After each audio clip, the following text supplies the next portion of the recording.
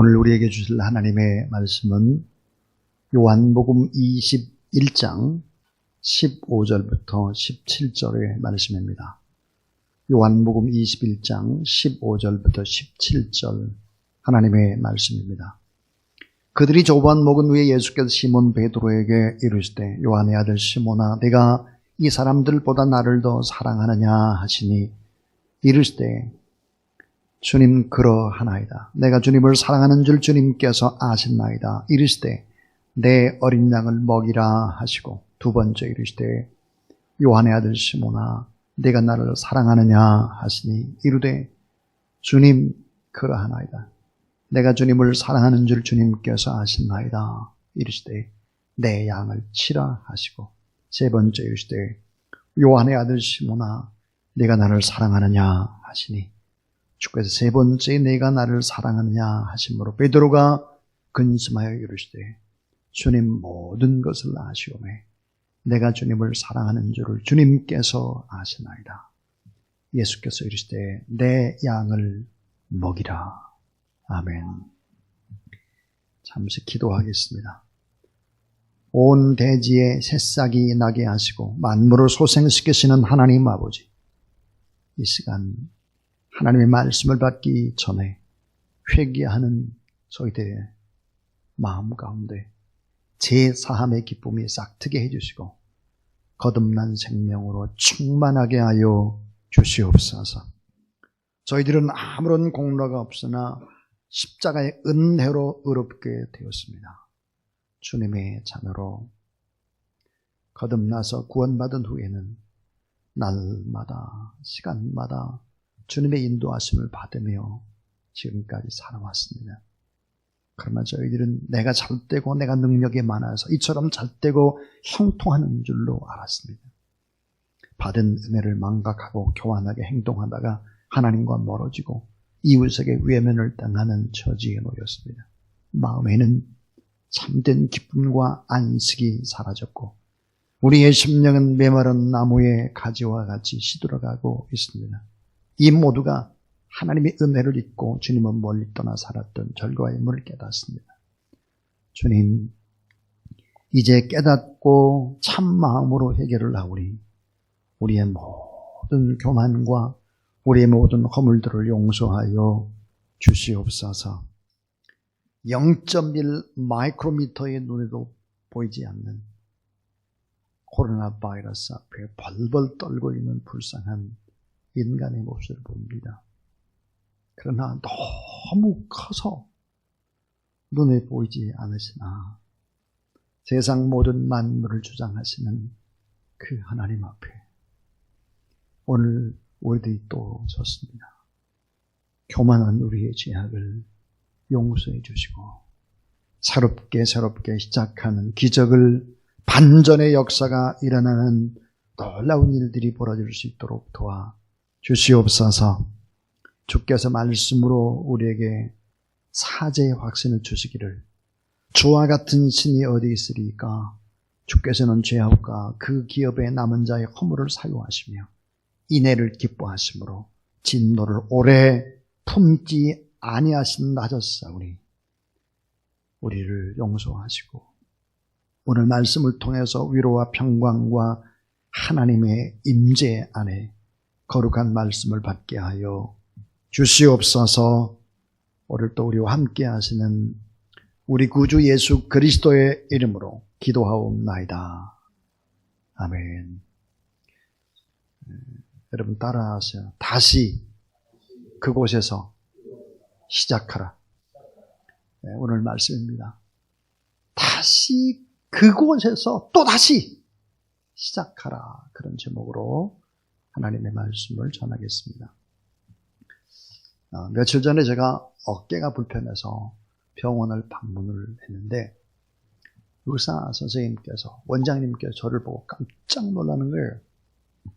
그리고 그 옆에 있던 그 원장의 사모님께서 권사님이 이렇게 말하는 거예요. 목사님, 아니 머리가 어떻게 그렇게 희게 변했습니까? 갑자기 휘어졌네요. 이렇게 말을 하는 거예요. 그러면서 이 사모님이 한마디 더 붙였습니다. 목사님, 저는 목사님의 아버님이 오신 줄로 알았습니다. 그래서 제가 이렇게 말을 했습니다. 코로나 바이러스 때문에 우리 성도들을 못 봐가지고 보고 싶어서 그 얼굴을 못 보니까 이렇게 머리가 다 하얘졌습니다. 이렇게. 그리고 서로 웃었습니다. 지금 우리는 코로나 바이러스라는 태풍을 만났습니다. 태풍. 태풍도 어마어마한 태풍이죠. 언젠가 태풍에 관한 글을 본 적이 있는데요. 이 강한 바람과 쏟아지는 비와 번개와 파도, 모든 것을 다 파괴하고 삼켜버릴 것 같은 파도, 이 파도가 참 유익하다 하는 거예요. 이 파도가 유익한 첫 번째가 뭘까 하면은 지구의 온도가 너무 덥지도 않고 낮지도 않고 평형을 유지하도록 해주는 것이 태풍이다 그랬습니다. 또 하나 유익한 것은 물이 부족한 지역에 많은 비를 내려서 생명이 자라나게, 생명을 소생케 한다 하는 거죠. 그래서 이 태풍이 지나가야 된다 하는 거예요. 이 태풍의 유익 세 번째가 참 마음에 와닿았습니다. 강한 바람을 일으켜서 해수면을 뒤집어야 바로 순환시켜지면서 적조가 없애지고 플랑크톤을 끌어올려가지고 생태계를 활성화한다. 생태계가 다시 시작되도록 한다. 이게 태풍이다 그랬습니다. 자, 오늘 우리는 코로나 바이러스라는 태풍을 만났습니다. 그러나 이 태풍도 우리를 새롭게 하는 하나님의 도구가 될 수 있음을 믿으시기 바랍니다. 자, 오늘 우리가 현장 속에서 보는 태풍, 그 태풍은 파괴의 바람이 아니라 하나님의 입김일 수 있고 하나님이 함께 하실 수 있다. 자, 땅을 바라보던 우리가 하늘을 바라볼 수만 있다면 이 태풍은 유익한 것이죠. 또 메마른 우리의 마음속에 은혜와 위로의 비가 뿌려지는 태풍이라면 굳어져 있던 우리의 마음을 뒤집어서 이 불신과 염려와 두려움의 적조를 없애주시고 다시 살아나는 달리다굼의 그런 놀라운 성령의 역사로 다시 살아나게 하고 다시 시작되는 적조라면 또 태풍이라면 이건 정말 유익한 것이다. 성경은 이렇게 말을 합니다. 여호와의 말씀이니라 너희를 향한 나의 생각을 내가 아나니 평안이요 재앙이 아니니라. 너희에게는 미래와 희망을 주는 것이니라. 아멘입니다. 여러분 따라하세요. 너희에게 미래와 희망을 주는 것이다. 자, 오늘 성경 말씀, 오늘 설교의 제목이 다시입니다. 또 그곳입니다. 다시 그곳. 그곳이 어떤 곳일까? 실패하는 자리, 폭풍이 일던 자리, 그곳에서 시작하라 하는 거예요. 자, 오늘 말씀 속에 세 번이나 반복되는 얘기가 있습니다. 요한의 아들 시몬아, 네가 나를 사랑하느냐? 이렇게 세 번 주님이 묻고 있습니다. 요한의 아들 시몬아, 이름이죠, 이름. 자, 어렸을 때 우리는 친구 아버지의 이름하고 내 이름이 같아가지고 놀림을 받은 점, 아마 이런 경험들이 아마 있을 겁니다. 자, 우리가 어떤 사람을 부를 때 그 사람에 대한 우리의 호칭이 동일한 것이 아니죠. 사람에 대한 호칭은 상황에 따라서 달라지기 마련입니다. 예를 들어서 우리가 자녀를 부를 때에 이름을 부를 수도 있습니다. 또한 얘야 이렇게 부를 수도 있고요. 또 나쁜 짓을 할 때 이놈 이렇게 부를 수도 있습니다. 그렇기 때문에 어떤 상황 속에서 어떤 호칭을 사용하느냐에 따라서 그 사람의 인격이나 성품이나 더 나아가서는 그 사람의 철학이나 사상을 파악할 수 있는 것이 부르는 이름입니다. 이름. 이런 관점에서 예수님께서 상황에 따라서 베드로를 어떤 호칭으로 부르셨는지를 알아보는 것은 너무너무 중요한 것입니다. 오늘 이 본문의 말씀은 정말 신앙이란 무엇이고 신앙은 무엇이 중요한지를 우리가 알 수 있는 대단히 중요한 본문입니다.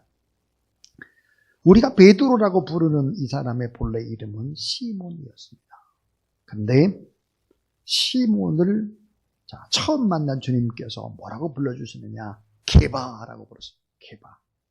게바가 뭘까? 아람어로 바로 반석이라는 뜻을 가지고 있고, 이 게바는 헬라어로 바로 페트로스, 베드로입니다. 따라서 이 베드로는 그의 본명이 아닙니다. 예수 그리스도를 만나고 난 다음에 지어진 이름입니다. 본명이 아니에요. 달라진 이름입니다. 자, 아람어로 지어진 게바, 헬라어로 베드로. 예수님께서는 평소에 베드로를 부르실 때는 시몬이라는 호칭을 썼죠. 시몬아 이렇게 불렀습니다. 유대식의 이름이죠.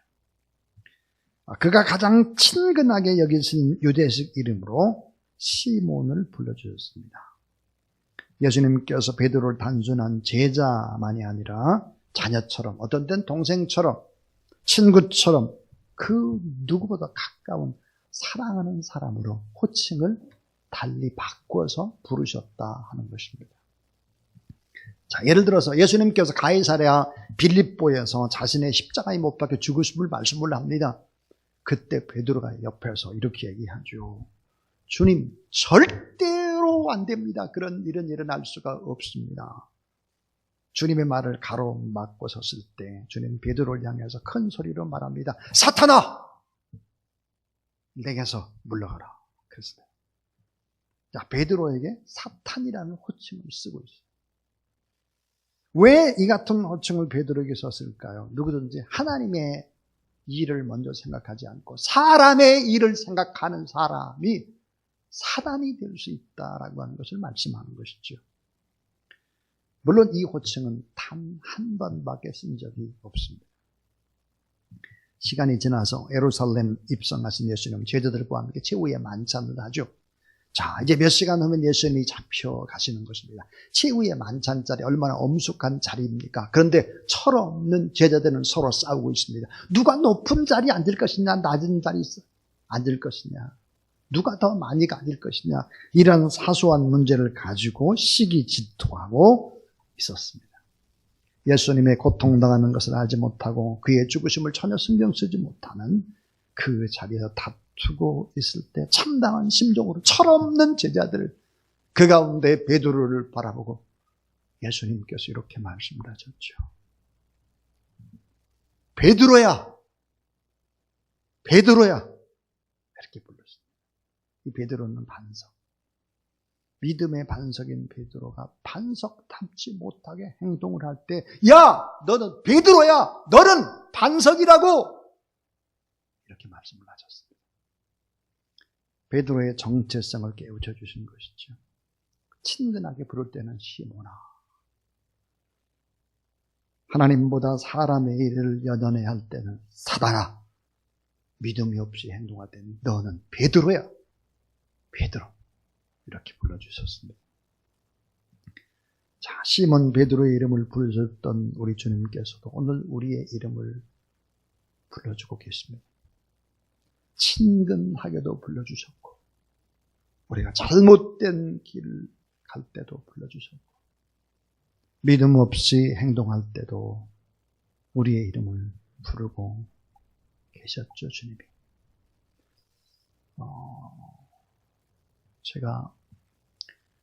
내가 정말 일평생 다른 일 말고 주님의 복음을 위해 내가 살아야 되겠다라고 생각을 했을 때 제 마음속에 와 닿았던 찬양이 두 가지가 있었습니다. 하나가 뭐냐면 주님 나를 부르셨으니 라는 찬양입니다.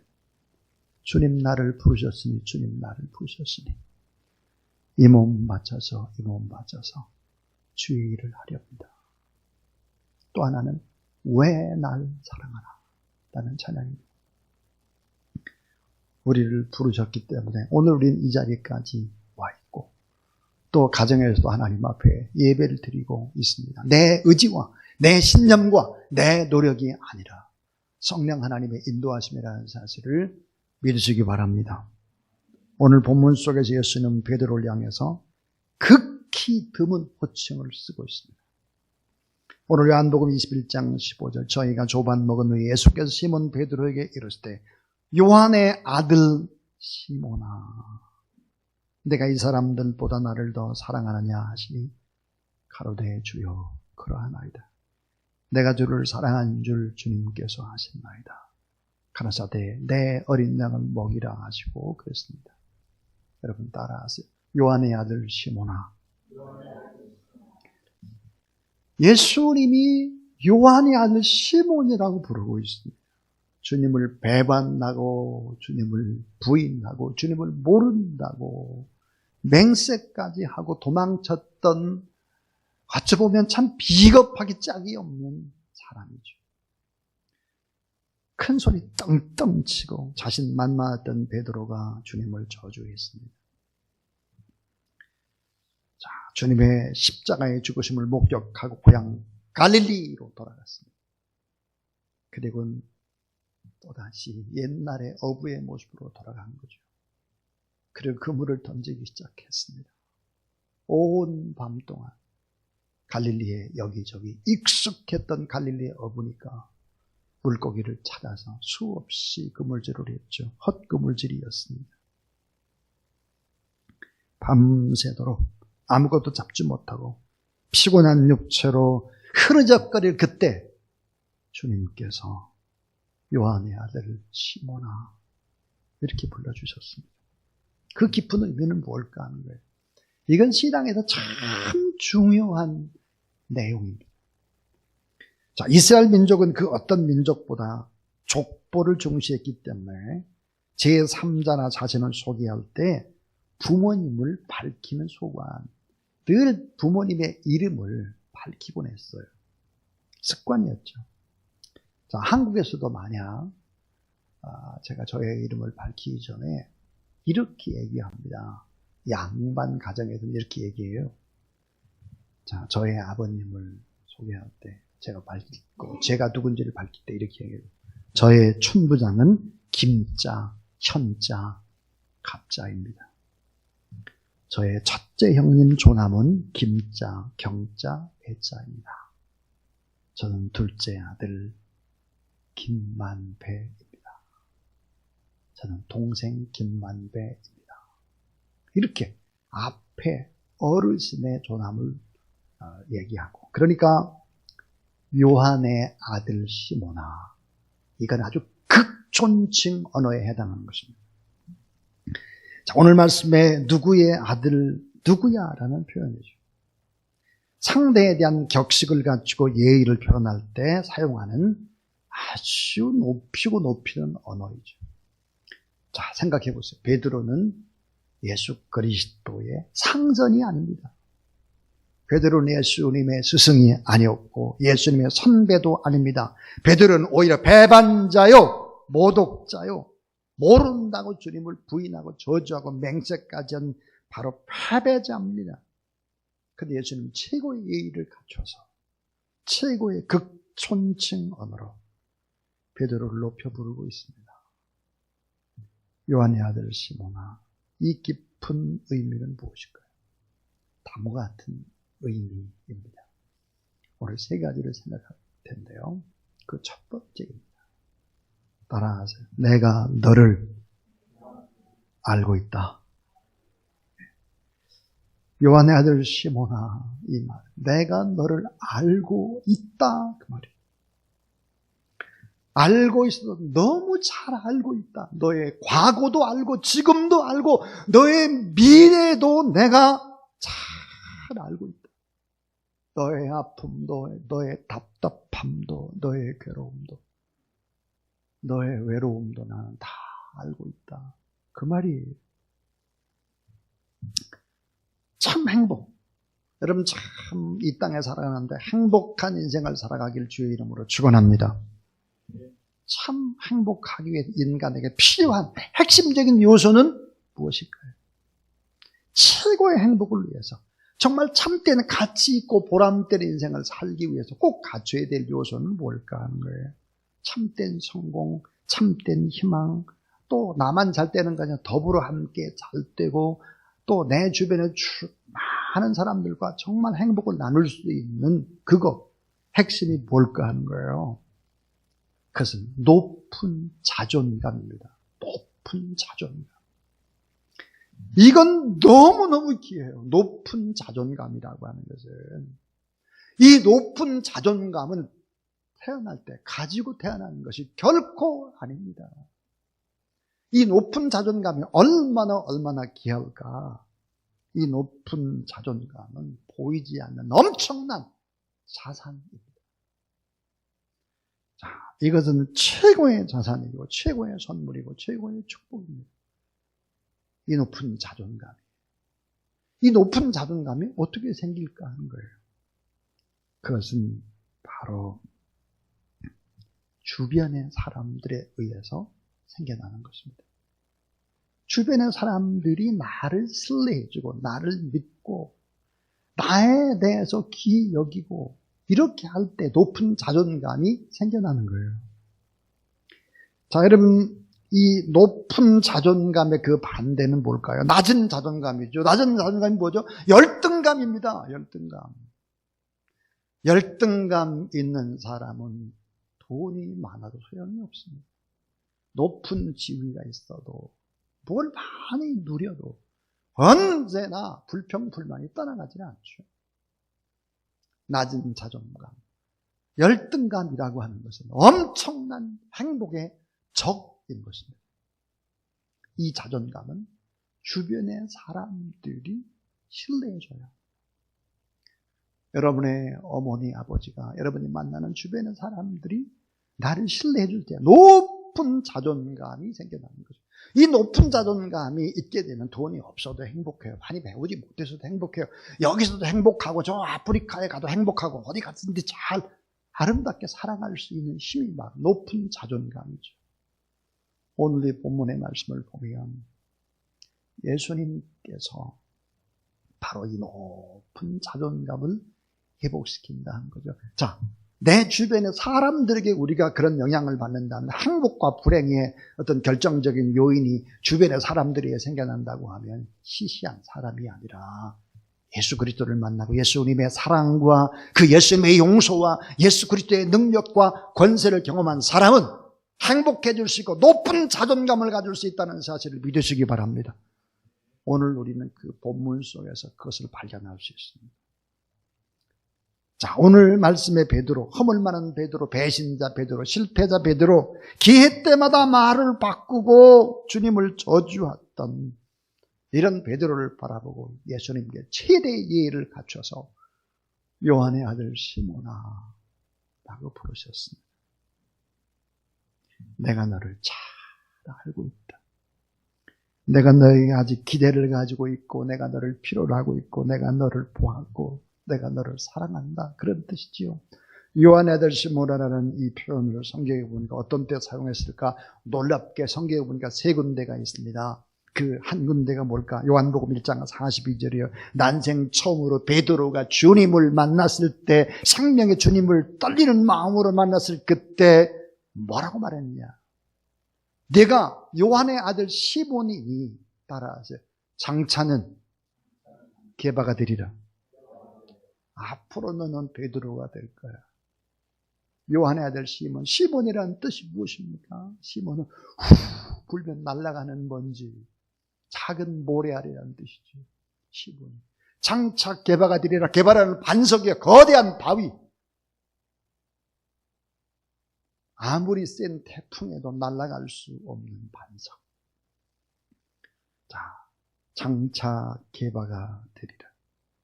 이 말은 내가 너의 삶을 이미 알고 있다.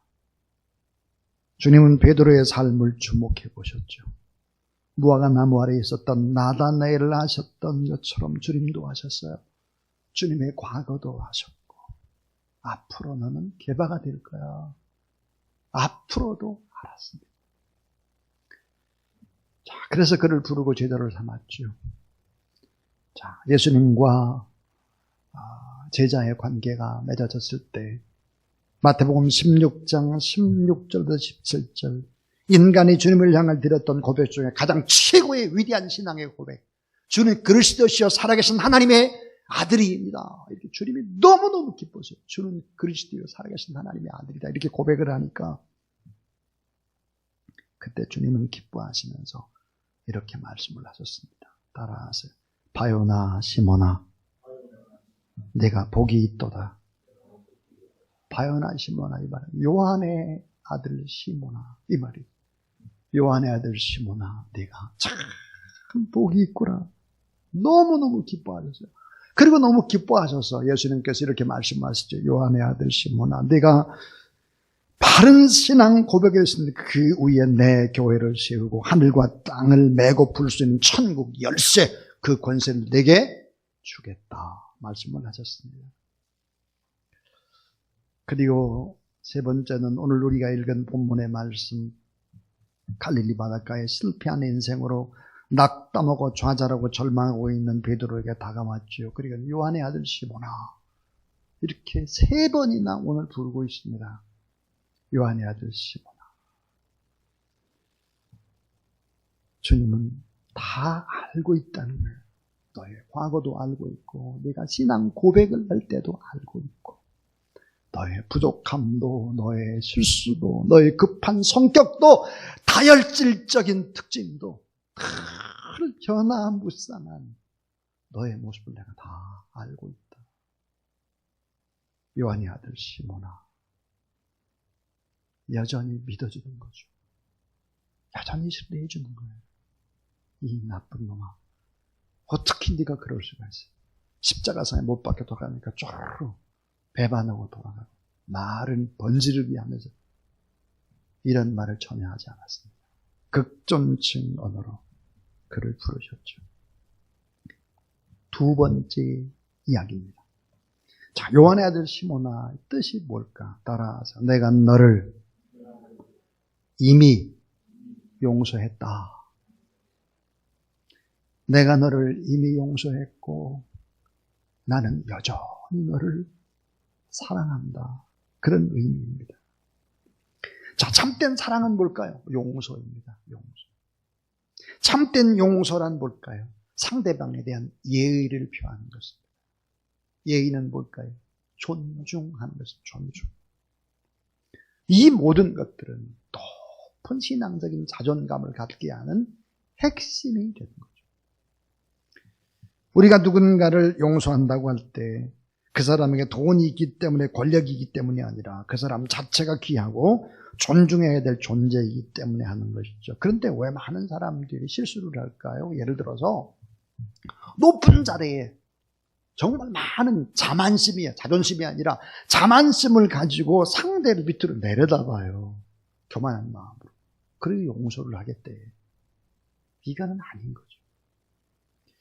교만한 마음으로 베푸는 용서는 자기 과시요, 자기 과시적인 용서요, 조건적인 용서이기 때문에 상대방의 또 다른 상처와 굴종과 절망을 안겨주는 것입니다. 그러나 우리 하나님께서 우리에게 베푸셨던 용서를 곰곰이 생각해 보세요. 높고 높은 하늘 보좌에서 낮고 천한 이 땅에 오시고 가장 극악무도한 사람이 범죄하는 십자가에 못 박혀 돌아가시고 배반하고 넘어지고 자빠지는 사람, 그런 사람들을 또다시 높여주는 것이지. 죽을 수밖에 없는 죄인을 구원해 주시고 먹물보다 더 검은 우리의 죄를 용서해 주시고 여전히 불안하고 여전히 등 돌리고 여전히 허물투성인 우리를 지켜주시고 동행해 주신다는 거죠.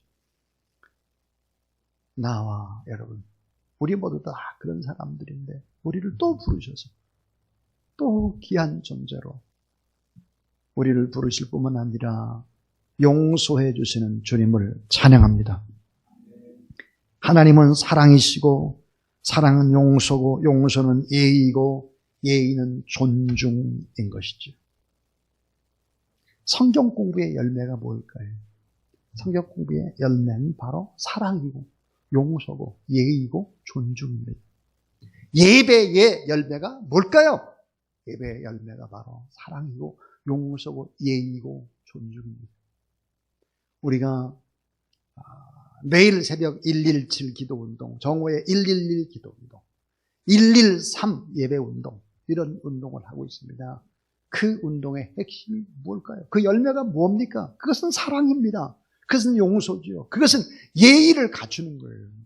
존중을 여겨주는 것이죠. 요한의 아들 시몬아, 이 말을 따라하세요. 내가 너를 용서했다. 내가 너를 여전히 사랑한다. 이런 의미예요. 어떤 분이 저에게 카톡을 보내주셨어요. 너무 웃겨서 같이 웃어요. 늘 긴장하고 있던 저에게 참 껄껄껄껄 웃게 했던 그런 카톡이라서 여러분 한번 웃어보려고 나눕니다. 웃어볼 준비를 해야 돼 지금. 안녕하세요. 프랑스 교포 3세입니다. 저는 한국에서 온 지 몇 년 됐어요. 저 처음에 한국 왔을 때 한국은 간식도 너무 무서운 것 같아요. 전 점심 먹고 왔더니 과장님이 입가심으로 게피사탕 먹을래 했습니다. 전 한국 사람들이 소피 먹는 거는 알고 있었지만 게피까지 사탕으로 먹는 줄은 몰랐습니다. 저 드라큐마라도 아니고 뭐 저렇게 무슨 게피로 입가심을 하냐 싫어했더니 그러면 눈깔 사탕 먹을래? 이렇게 말했습니다. 너무 놀라서 누구 건데요? 그랬더니 과장님이 씩 웃으면서 내가 사장 거 몰래 빼왔어. 저를 기절했습니다. 눈을 떠보니 과장님이 저를 보면서 요즘 기력이 많이 세서 몸보신을 좀 해야 되니까 우리 집으로 가자 그랬어요. 아니 무슨 몸보신이요? 그랬더니 과장님께서 어깨를 툭 치면서 하신 말씀이 가자 우리 마누라 내장탕 먹자 했습니다. 저는 3일간 못 깨어났어요. 집에 가는 길에 식당 간판 보고 더 놀랐어요. 할머니 뼈다구 해장국 그랬습니다. 근데 이건 보고 완전히 제가 돌 뻔했던 것이 또 하나 있습니다. 할머니 산채 비빔밥. 저도 완전히 기절할 뻔했습니다. 이번에 코로나 바이러스 때문에. 코로나 바이러스가 이 정도로 엄청나게 센 줄은 몰랐습니다. 자, 이 코로나 바이러스, 코로나라고 하는 현미경으로 들여다보면 크라운 왕관과 같다고 합니다. 너무 이뻐서 현미경으로 이걸 들여다봤더니 너무 이쁜 거예요. 왕관 같아. 그래서 코로나라고 합니다. 코로나. 자, 0.1 마이크로미터의 눈으로 전혀 보이지 않는 너무나 작은 바이러스. 코로나 위력. 얼마나 큽니까? 전혀 지금 볼 수 없는데 눈으로는 위력은 어마어마합니다. 여러분 코로나 바이러스 앞에는 벌벌벌 떨고 야단을 치면서 작은 것 눈에 보이지 않아요. 너무너무 큰 것 눈에 보이지 않죠. 너무 커서 이 지구를 우리가 다 볼 수 없잖아요. 너무 크신 하나님을 우리가 눈으로 볼 수는 없지만 하나님의 살아계심을 믿으시기 바랍니다. 부도 귀도 존귀도 권세 영광도 다 그 하나님의 손 안에 있습니다. 그 하나님 앞에 예배드리는 백성에게 복을 주고 예배드리는 백성을 하나님이 높여주시겠다 했는데 코로나 바이러스 때문에 예배를 등한하는 일이 없고 지금 가정에서 방송으로 예배드리는 모든 사람들도 온전한 예배를 드릴 수 있기를 주의 이름으로 축원합니다. 자, 요한의 아들 시모나의 의미, 마지막 의미는 뭘까? 여러분 따라하세요. 내가 너를 용서했으니 너도 네 자신을 용서해 주어라. 이건 너무 중요한 얘기입니다. 흩어져서는 안 되는 얘기죠. 내가 너를 용서했으니 너도 네 자신을 이제는 용서해 주어라 하는 말이에요. 이 말은 얼마나 깊은 의미가 있을까요? 하나님의 용서를 믿는 자는 먼저 나 자신을 내 스스로가 용서를 해줘야 합니다. 먼저 자신의 가치를 발견하고 자신을 존중히 여길 줄 아는 사람이어야 된다 하는 거죠. 많은 사람들이 하나님의 용서, 크신 십자가의 용서를 얘기하죠. 하나님의 용서를 믿고 확신한다고 합니다. 그런데 자기 자신을 용서하지 못하는 사람들이 참 많습니다. 불안해하죠. 여전히 정죄감 속에서 자기 자신을 정죄합니다. 중요한 사실은 자기 자신을 용서할 수 없는 사람은 결코 남을 존중할 수 없고 사랑할 수 없고 남 앞에 예의를 갖출 수 없고 남을 존중할 수 없다는 사실입니다.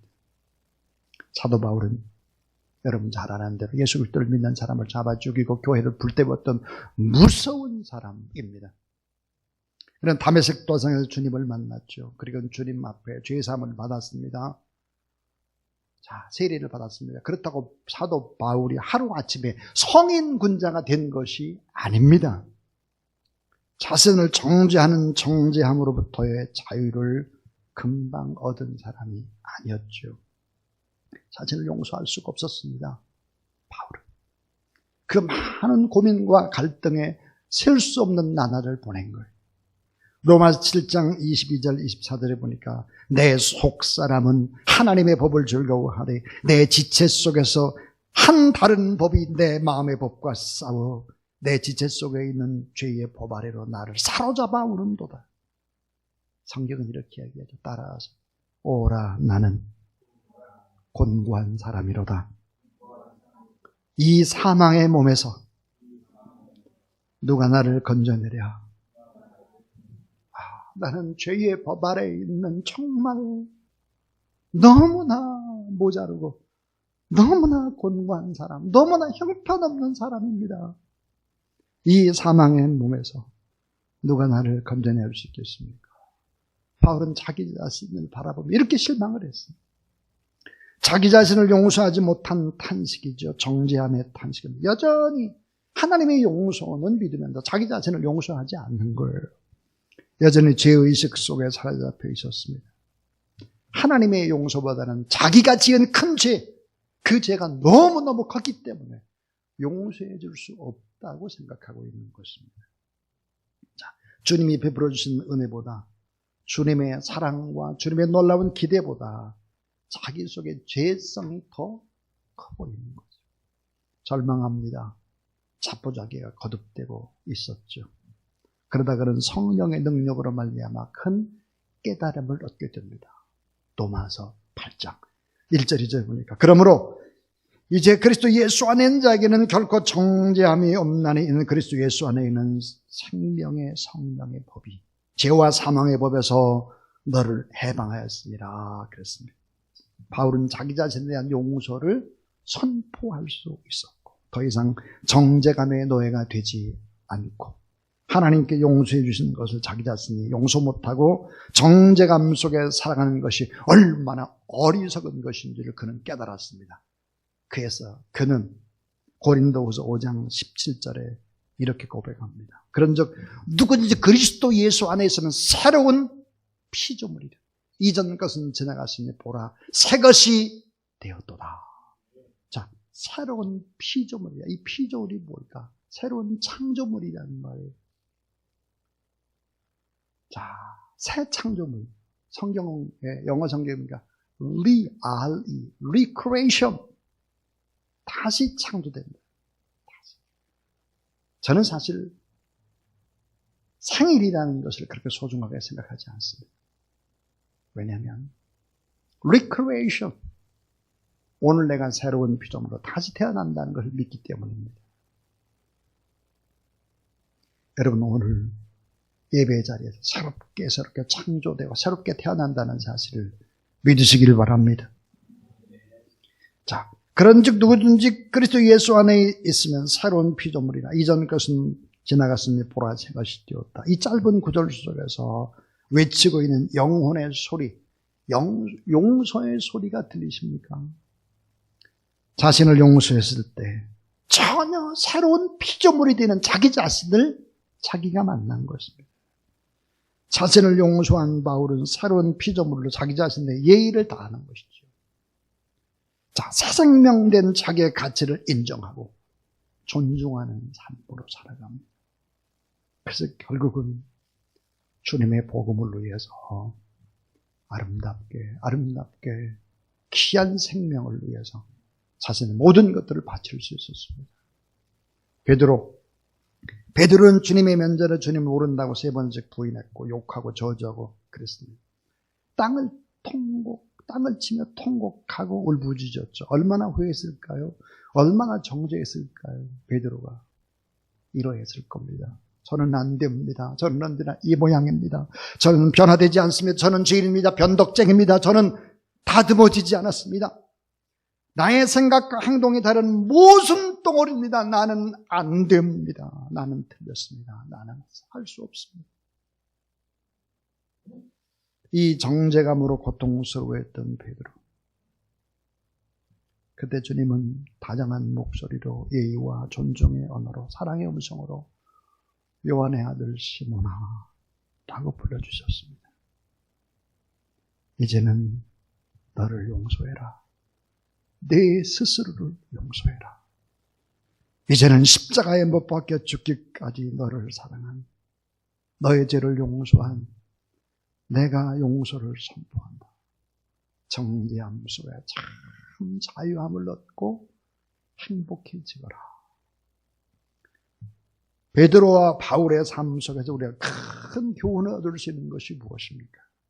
자신을 용서할 수 있는 사람만이 타인을 용서할 수 있고, 자신을 사랑할 수 있는 사람만이 타인을 사랑할 수 있고, 자신을 존중할 수 있는 사람만이 타인을 존중할 수 있고, 자신에게 예의를 갖출 수 있는 사람만이 이웃에게 예의를 갖출 수 있는 것입니다. 주님 말씀하십니다. 오라 우리가 서로 변론하자. 너희 죄가 주홍같이 붉을지라도 눈과 같이 희어질 것이요 진홍같이 붉을지라도 양털같이 되리라. 나 곧 나는 나의 이름을 위하여 내 허물을 도말하는 자니 나는 내 죄를 기억조차 아니하노라. 동이서에서 먼 것까지 여호와께서는 우리의 죄를 우리에게 멀리 옮기셨도다. 사랑하는 여러분, 하나님께서 여러분의 모든 죄악들을 이미 다 용서해 주셨다는 사실을 믿으시기 바랍니다. 이미 기억조차 하지 않는다는 사실을 믿으시기 바랍니다. 동쪽에 있는 것을 서쪽으로 옮겨버리니까 전혀 흔적이 보이지 않는다 하는 거죠. 나 스스로를 용서하지 못하고 낮은 자존감 속에서 허덕거려서는 인생의 행복을 누릴 수가 없다 하는 것입니다. 우리는 어떤 경우에도 가롯 유다가 되어서는 안 됩니다. 여러분, 가롯 유다는 세 가지의 큰 죄를 범하지요. 그 하나가 뭘까요? 주님을 배신하고 주님을 배반하고 그리고 주님을 은 30에 팔아버립니다. 그런데 여러분, 이게 큰 죄일까? 이것은 큰 죄가 아닐 수도 있습니다. 왜냐하면 우리 자신도 매일매일 주님을 배신하고 주님을 팔고 있기 때문이죠. 가롯 유다의 더 큰 죄는 뭘까요? 주님의 용서, 주님의 사랑을 받아들이지 못한 것이고 자기 자신을 용서하지 못한 것입니다. 자기를 정죄한 것이죠. 자, 예수는 팔았던 가롯 유다는 주님을 돈 받고 판 것이 잘못인 것을 즉시 깨달았습니다. 대제사장으로부터 받았던 은 30을 그냥 돌려줬죠. 그에게 선한 양심이 회복이 되었습니다. 그러나 그는 자신을 용서하지 못했고 그를 단죄하기 시작을 하는 거예요. 나는 안 된다는 거예요. 불행의 철퇴를 자기가 뒤집어 쓰기 시작하는 것이죠. 어떻게 됐을까요? 성령의 능력을 의지하지 않았어요. 자살하고 마는 것입니다. 자살. 사랑하는 여러분, 이제 저는 설교를 마치려고 합니다.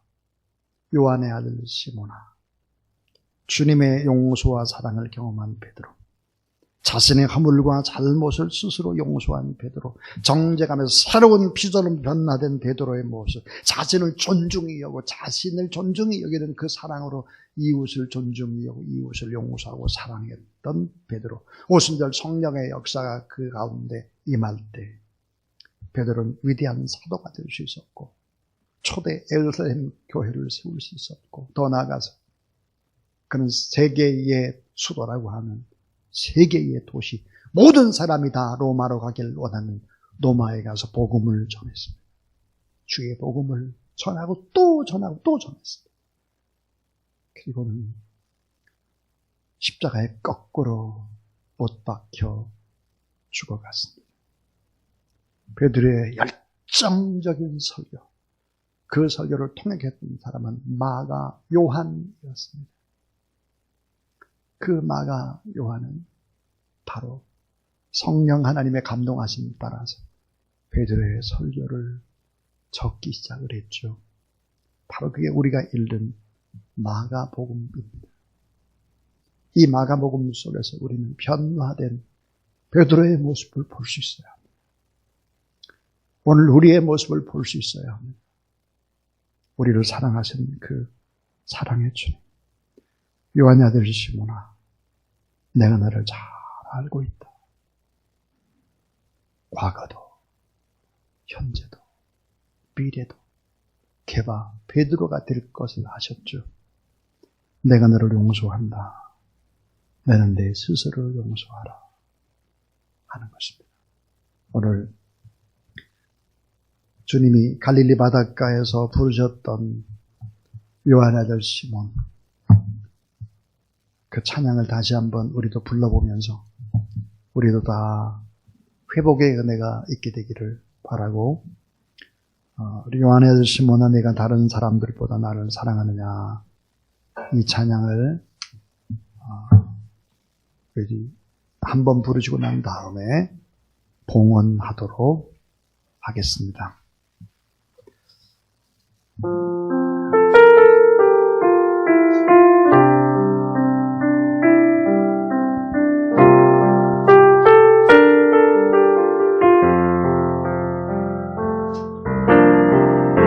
요한의 아들 시몬아,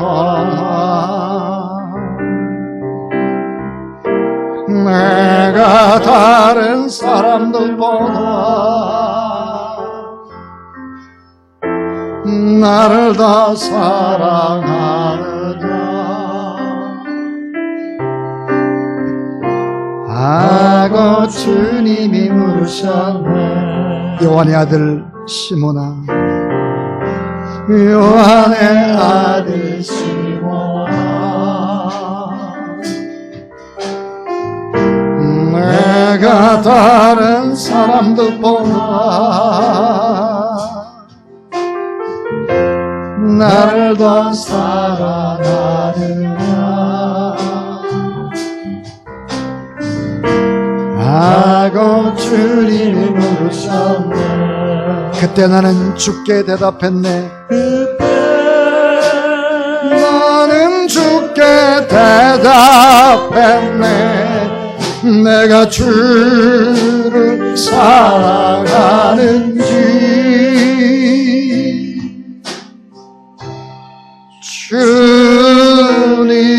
주님께서 아십니다.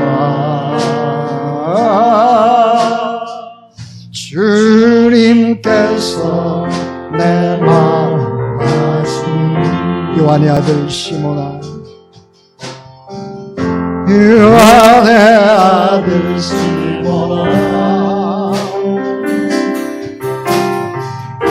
내가 다른 사람들보다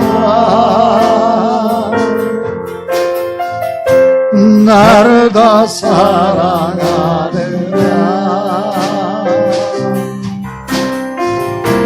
하고 주님이 물으셨네. 내게 오는 많은 양떼, 내게 오는 많은 양떼 내게 맡겨둘 테니 사랑하는 내 친구여, 많은 양떼를 부탁한다. 자리에 일어나셔서 그때 나는 주께 대답했네. 내가 주를 사랑하는지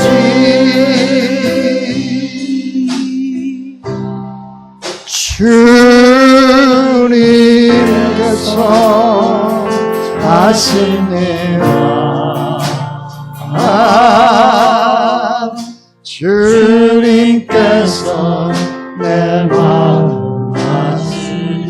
주님께서 내 마음을 아시리.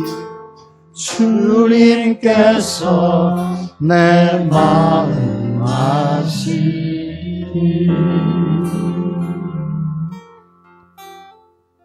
하나님 아버지 감사합니다. 우리의 과거도 아시고 지금의 우리의 처지도 아시고 미래도 다 아시는 좋으신 주님, 오직 주님 의지하고 코로나 바이러스의 태풍 앞에서도 오직 주를 바라보며 믿음의 선한 싸움을 싸워나가는 하나님의 귀한 종들이 다 되도록 도와 주시옵소서. 하나님 앞에 귀한 예물을 드립니다. 우리의 남은 생애가 어찌 될지 모르나 한날 한날 다 주님의 소유이오니 주께 바치오니 주님이 받으시고 우리를 사용하여 주시옵소서.